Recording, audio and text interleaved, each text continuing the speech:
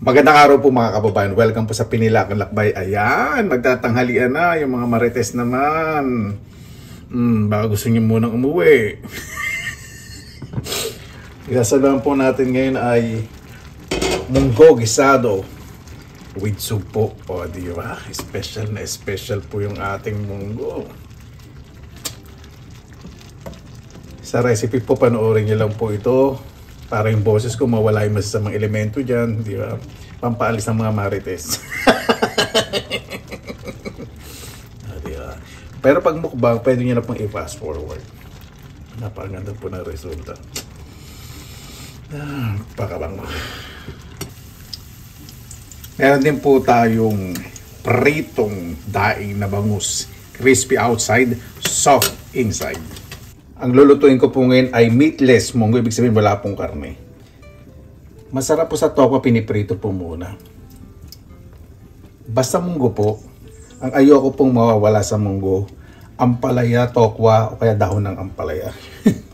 Kahit wala pong karne, di ba? Napakasarap. Tapos yung hipon, kung wala naman kayo, pwedeng patis. Ampalasa. Prito lang po natin. Gusto ko po yung mais pagkakaprito. Hindi yung bugalgal namin na madali. Ayan, ganyan po dapat ang pagkakaprito po sa tokwa. Saka minsan nahalu-haluin po ninyo para mas umalsa. Ayun po yung technique. Kung gusto niyo namang mas maalsa, mas maraming mantika, i-deep fry po ninyo. Okay na po, huwag niyo po masyadong yung overcook ang tokwa kasi pag naging dry po yan, hindi po masarap. Binawasan ko na po ng mantika at yung binawas natin, gagamitin ko po mamaya sa pagpiprito po ng daing na bangus. Lagay na po natin ng bawang. Yan po muna natin mag golden brown ng bawang. Ayan! Sunod na po natin ang sibuyas. Ito po ang presyo po ng sibuyas.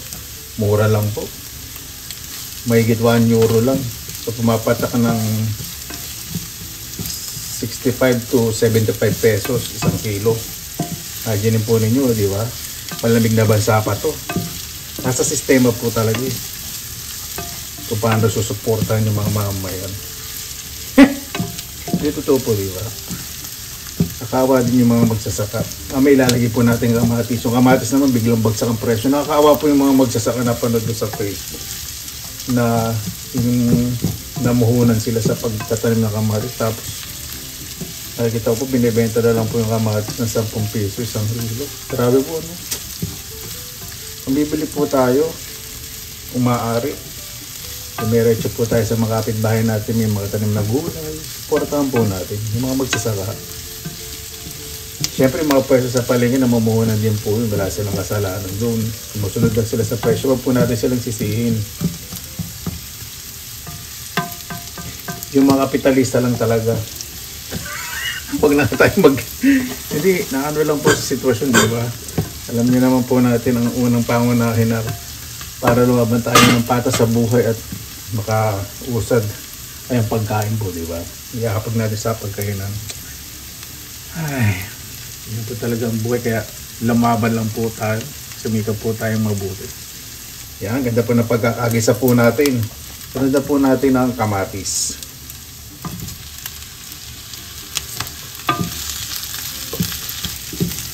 Ganda po na itsura, di ba?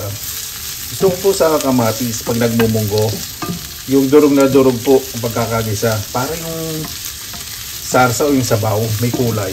Maganda po, di ba? Mas maganda pong, wala na, sorry. Mas maganda po tingnan, lalo na nagninegosyo po kayo ng mga pagkain sa karinderya, mga kainan, yung presentation. Masarap mo tignan, di ba? Yan po mga kabayan. Sa pagluto po ng munggo, marami pong technique. Yung munggo po, hinugasan ko lang.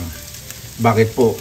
Gusto ko po yung ganito, yung gigisa yung munggo. Kasi yung starch nandiyan pa. Kasi pag pinakuluan po ninyo at binabad po ninyo, nawawala po yung starch o yung linamnam po ng munggo. O ito po yun. Ito, so yung magluluto po ko ng munggo, ganito po ginagawa ko. Ginigisa ko po muna yung munggo para mas malasa.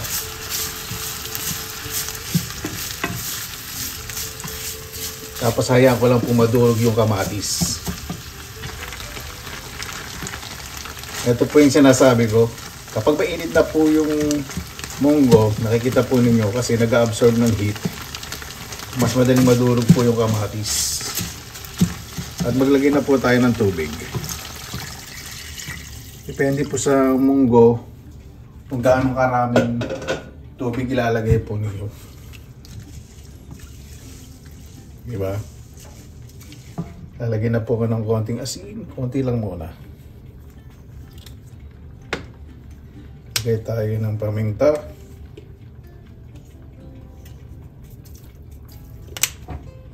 Lalagay po ako ng beef cubes. O beef cube. Isa lang pala po. Depende po sa inyo kung anong pampalasa ang ilalagay po ninyo. Yan. Takpan lang po natin yan. Iset lang po natin sa medium low heat. Para maganda po yung pagkakakulo ng munggo. Kasi pag malakas po, durog na durog po yung munggo tapos hindi po magandang tingnan. Gusto nyo pong durog na durog, yung parang gagawa na kayo ng bibingkang munggo, pwede nyo pong gawin. Ako po gusto ko may konting texture. Okay na to. Pag pumutok na po yung munggo, lalagay na po ako ng patis. Ang palinamnam, wag naman po masyadong madami. Mga 1 to 2 teaspoon ng patis. At lalagay na po ako ng ampalaya. Yan po yung gusto ko sa munggo. Mangga tuloy. Isip po tuloy mangga. Ampalayang bunga o kaya dahon. Mas masarap po sana kung may tinapa pa. No? Ay, nako. Iba po kasi lasa ng tinapa dito. Masyadong strong. Kaya tulad sa atin talaga na ini-steam muna bago itapa dito, diretso po kasi. Iba po yung style po nila dito sa pagluto ng smoked fish o ng tinapa. Tapan na po natin yan. Ulan lang po natin at hanggang sa lumambot ang munggo. Naaamoy ko na po ang linamnam. Malambot na po ang munggo. Lalay ko na po ang sugpo. Yung sugpo po hindi ko na binalatan. Nangihinayang kasi ako sa sa mga ibang hibla. Napakamahal naman kasi dito. Diba? Lagyan po natin. Para maganda yung dating at presentation at lumasa ng maayos yung sugpo. Kung natitira po talaga ako nilalagay ko sa freezer katulad ng sugpo na yan. May mga karne, mga ibang ulam, rep at freezer. Pakukulan ko na po yan at pagkakulo, isusunod ko na po ang crispy pritong daing na bangus. Okay na po yung munggo. Kung gusto nyo pa magprito ng hindi po matalsik, pagulungin nyo lang po yung isda sa harina na may asin, paminta o ibang pampalasa. Pag nyo po ibababad sa harina, kailangan pag pinagulong po ninyo, taktakan po ninyo agad. Kasi pag nag-stay po yung harina, matigas po yung pag pinirito. Okay. Kailangan po walang excess na harina pag pinirito po natin. Pag may excess at nasunog yung harina, hindi po masarap. Dahil napakalaki po ng bangos, ito po yung kalahati o. Giant. Natin po. Balik rin po natin. Huwag nyo pong i-golden brown agad yung kabila. Let's hold on. Walang po ako ng kutsara masik. Ayoko kasi magasgas yung yung teflon na kawali. Gamit din po kayo ng plastic o wooden na pang baligtad. Pero ako naman po kasi itong kutsara nakasanayan ko na. Saka maingat naman po ako. But that's not a good excuse to use silverware for non-stick pan with accent social. Ayan po. Bali-baligtarin lang po natin. Tignan natin yung kabila. Pag ganyan medyo magang na, okay na po yan. Ay masarap. Yun. Okay na po ang prito. Diba? Kain na po tayo. Gutom na ako. Mabuhay yan. Maraming salamat naman po sa Panginoon. Isama-sama na naman po tayo. Malamig na naman po. Pasensya na po. Medyo may na ang boses ko. Pero sa po bintana, naririnig po rin yung mga bata. Ayan. Medyo inuubo at tutulog po kasing neighbor ko dito sa terrace. Ayoko po masyadong magingay. Ganyan po ako kapatid. Kasi pag natutulog po minsan ako sa front or sa back terrace, hindi po sila naging ganun po. Respeto po. Bago tayong salamatan po muna natin ang Panginoon. Panginoon, maraming salamat na po sa biyayang binigyan po sa amin. Bibigay sa araw na ito. Na po yung bawat isa po ay ligtas sa kanilang mga tahanan. Sa paglabas, pag-uwi, lalo na po yung malalayo po sa kanilang mga pamilya. Kayo na po bahala po sa amin. Sinusuko na po namin sa inyo lahat sa kanan ni Jesus. Amen. Pa natin.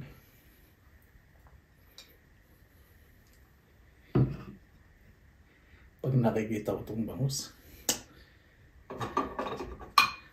tatakam ako. Grabe. First time ko maglagay ng kanya karaming supo sa munggo. Sabi ko, pwede naman siguro. Kasi diba hipon dapat. Yan. Konti mo nakanin natin. Ipo tayong patis na may lemon at chili. Perfect for both.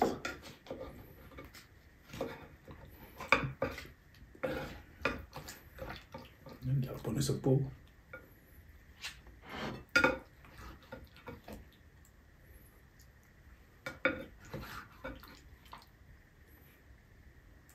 Yeah.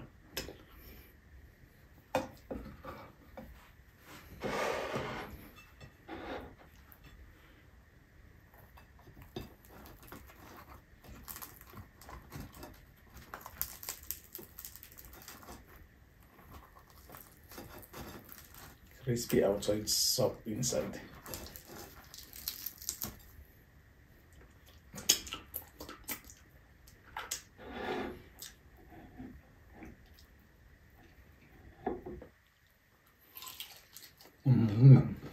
Wow.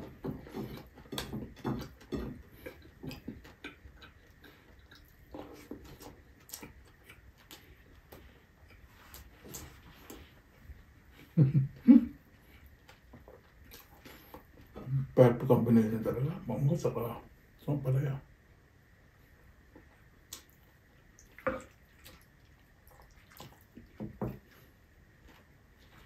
Mango saka palaya ito.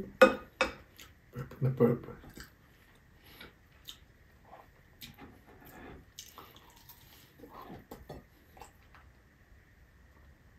Ito mas marami po lemon. Kaya tinutungga ko.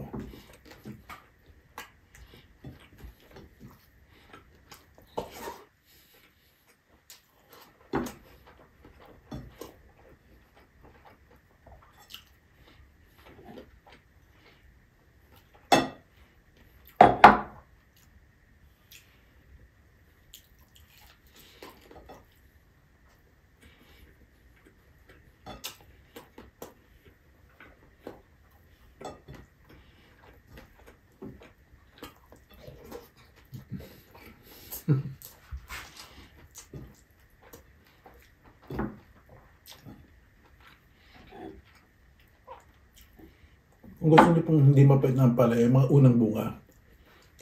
Ito po yung hindi mapait.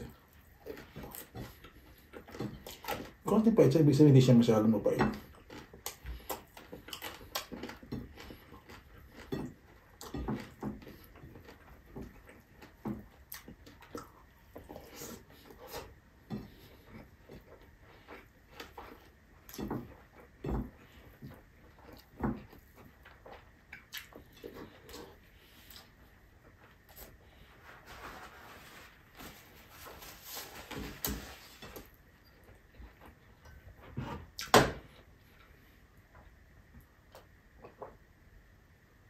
Apple juice. Wala po na sa bolo.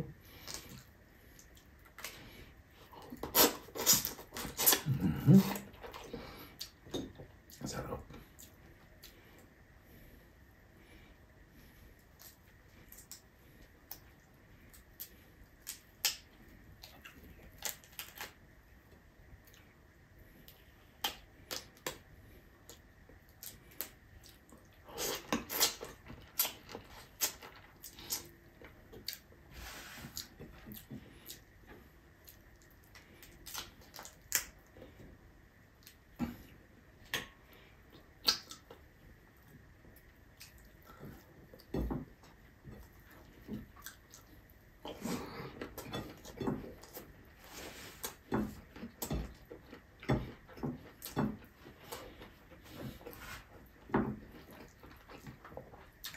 Bilir na bilir.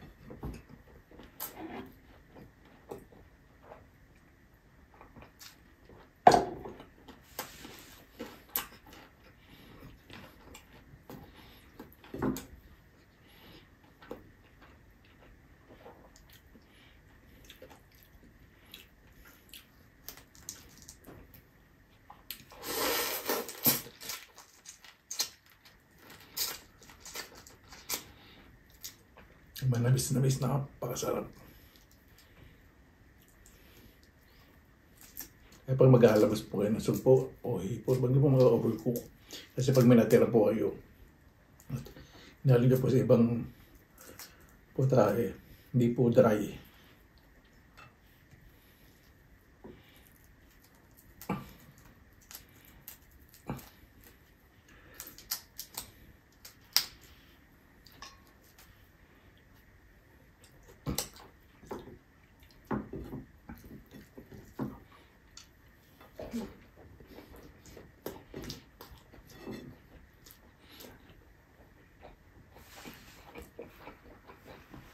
Ito po masarap, malasang malasa.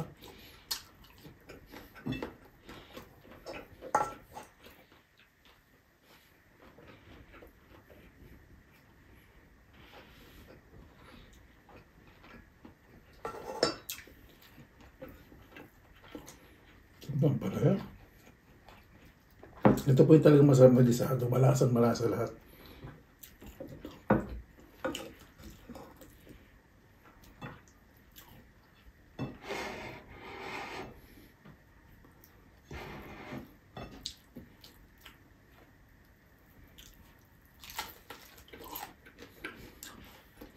Lutong sarap.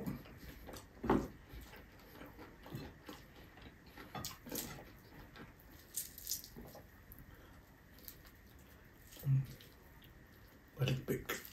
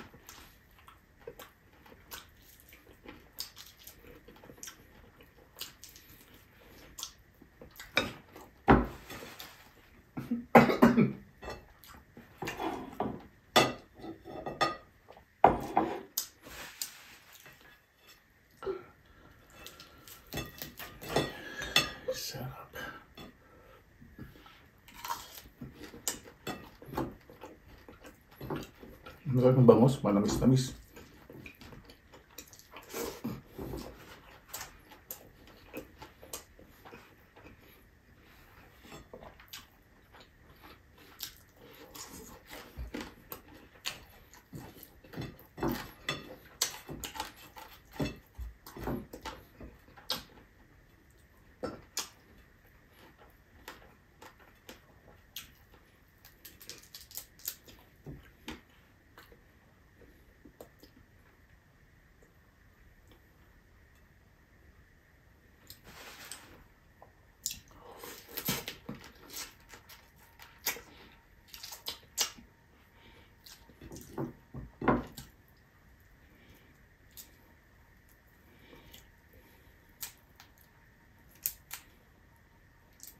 Ang isang kilo po dito ng supo, itong kantong size.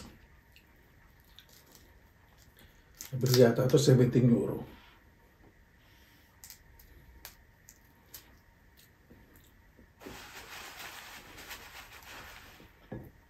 Tiger prawn, yung black. Mga 20 euro may po yun eh.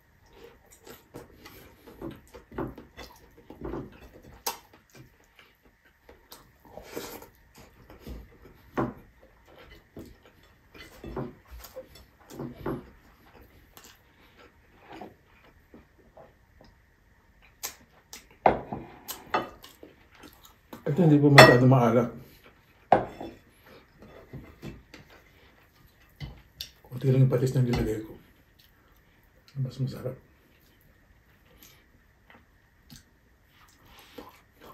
Mas marami lemon.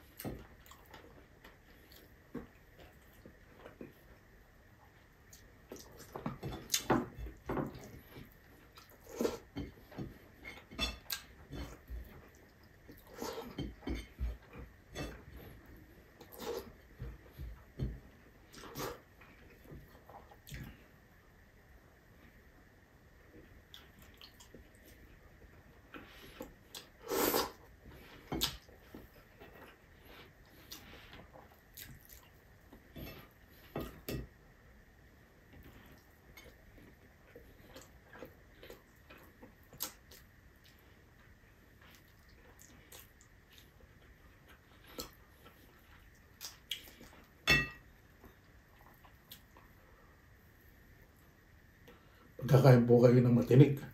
Dapat may saging po kayo sa tabi. Ngayon pong saging dito ay nandun sa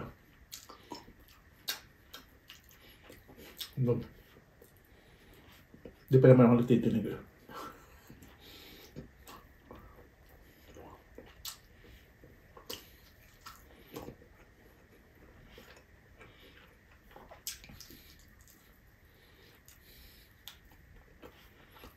Sanay na po kumain ng bangus na buntot.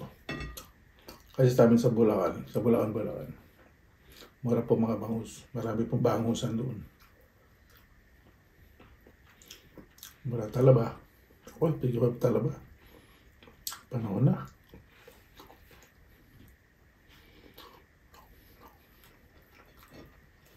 Season na ng talaba. Hanggang ano yan? May.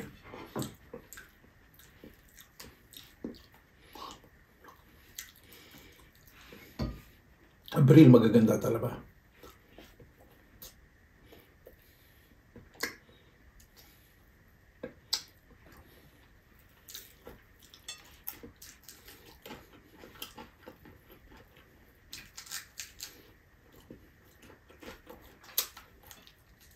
Matinik na yun.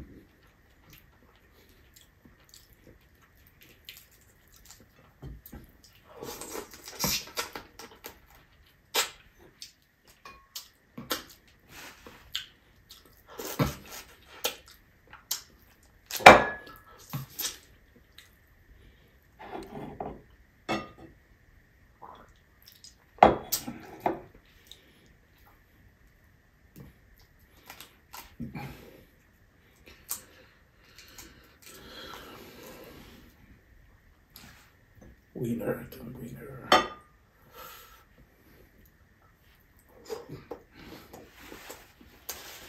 Panalong panalo.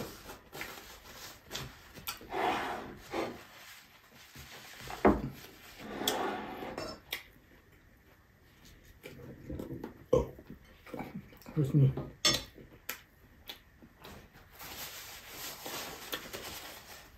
Takpan ang kanin para hindi tumigas.